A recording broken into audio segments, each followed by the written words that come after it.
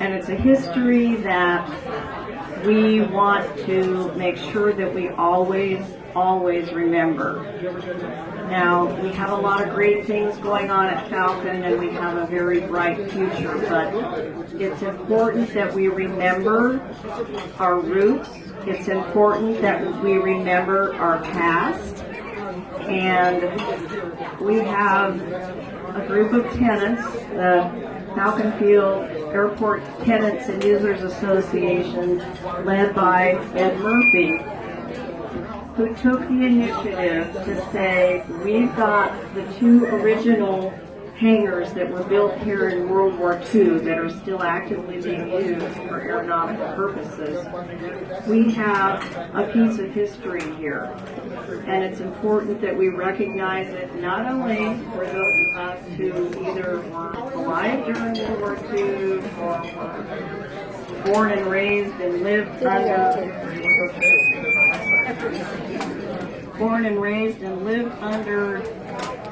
the memory of that war, and for future generations so that they can understand how very hardly fought for our freedom really is.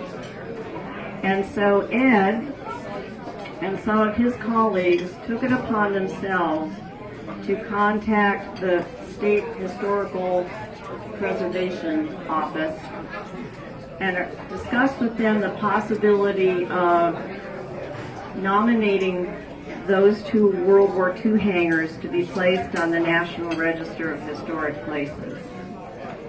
And through a variety of meetings and discussions and ultimately the approval from the state's part, the state did go ahead and submit the request to the U.S. Department of Interior to have both of the original World War II hangars placed on the National Register of Historic Places. And that just recently occurred. And I would like for everybody to give Ed and his associates with the Falcon Field Tenants and Users Association a great round of applause for the efforts that they took to make this possible. And we really do have some gems over there in those two hangars, and Ed, I would just like to personally thank you for what you did. And so once we found out about that very prestigious designation, the Tenants Association went ahead and ordered some plaques that will be placed on the two hangars so that everybody from this point forward for generations to come can recognize the importance that those two hangars have played, not only in our freedom, but in Falcon Field's past as well as in our future. So Ed, I'll turn it over to you. Thank you very much, Corinne, and thank you everybody for being here.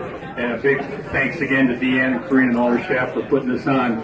As Corinne said, we've had the two original World War II hangars designated and placed on the National Register of Historic Places. But there's two people that really made it possible that I want to acknowledge here and publicly thank for their efforts.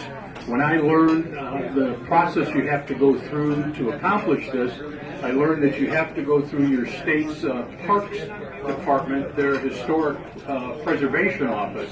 So I contacted them and I met Vivian Strang and Bill Collins, who are both sitting over here. Just excellent people. They did a tremendous job. Vivian helped me at the beginning, getting the original recommendation put together and submitted to the state for their acceptance.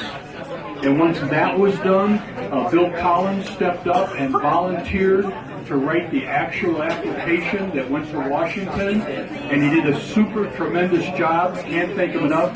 Over 60 pages in that application detailing the history of Falcon Field, the architecture of the buildings, the structural details of the building, all went into that application. And Bill knew what to say and how to say it and make sure that it got done. The whole process was a little over 2 years.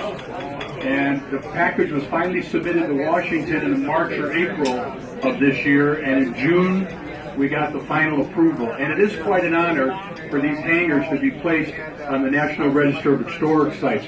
So without further ado, I'd like Corinne to come here. I have a couple of plaques. We're only going to give you one because they're heavy.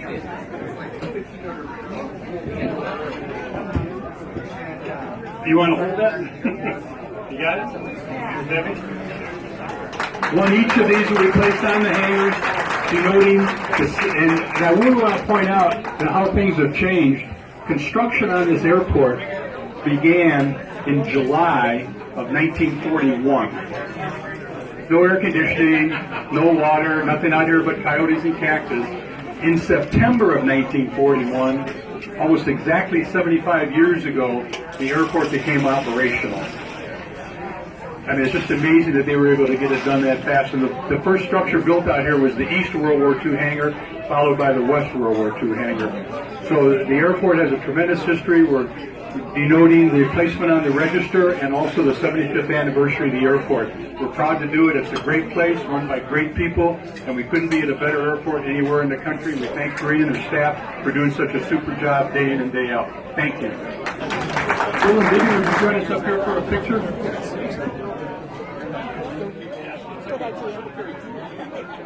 That thing is with the window right there. The light is...